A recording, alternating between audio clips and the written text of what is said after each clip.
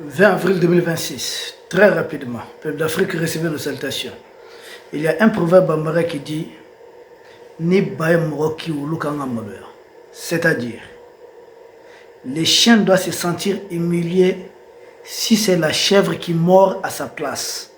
Oui, ça doit être une humiliation. Un ancien premier ministre de la France appelle à ce que la France puisse dédommager les Africains, à lieu et place même de l'Union africaine. Lui-même qui a été premier ministre de François Hollande, qui fait partie de leur complot contre l'Afrique. Donc il a fait participer. Mais lui, il appelle à dédommager les pays africains.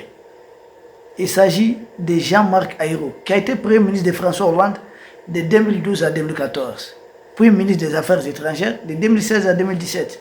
Auparavant, il était maire de la ville de Nantes de 1989 à 2012.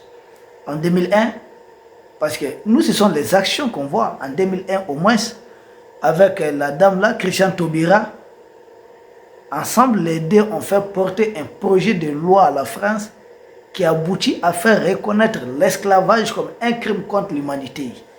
Ça, c'est leur part de travail. Mais nous, autres pays africains, qu'est-ce que nous attendons? Le Ghana a porté un projet de loi, certains pays, un pays africain s'était même abstenu avant de voter après. Mais c'est une honte.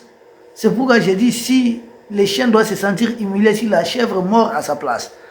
Jean-Marc Ayrault, au moins celui, il a toujours été dans la dynamique de faire reconnaître l'esclavage comme crime contre l'humanité.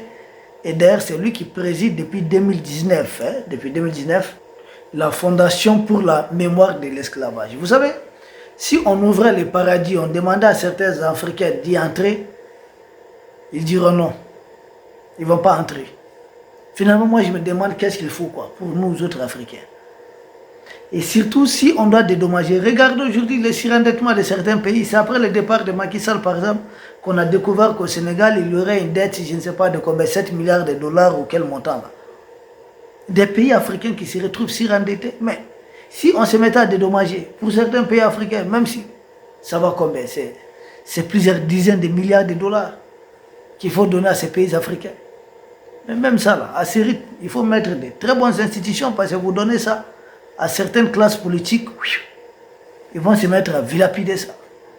Donc l'Afrique doit réellement être dédommagée. Et le projet, une fois de plus, est porté par Jean-Marc Ayrault. Le Ghana doit aller au bout de ses efforts. On a fait reconnaître ça comme crime, voilà. Le plus grand crime contre l'humanité, d'accord. Mais il faudrait aller en profondeur. Il faut demander des réparations, surtout exiger. L'Union africaine, au lieu de se battre autour de la géographie, notre carte est ici, notre carte est là. Demandez d'abord des réparations pour chaque pays africain qui a connu l'esclavage. Parce que ça a servi à développer d'autres peuples. Si ça a servi à développer d'autres peuples, et certains de ces pays aujourd'hui sont première puissance mondiale, mais qu'ils nous remboursent quelque chose, au moins. C'est des familles entières qui ont été décimées ici en Afrique. C'est des gens qui ont été presque éliminés sans procès. Des gens qui ont été brûlés, des gens qui ont été mutilés. Il s'agit des Africains. Déplacement de force, des gens qui ont été déplacés de force.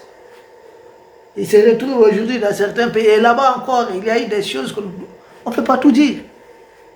L'Afrique doit demander une réparation juste de tout ce qu'elle a eu à connaître.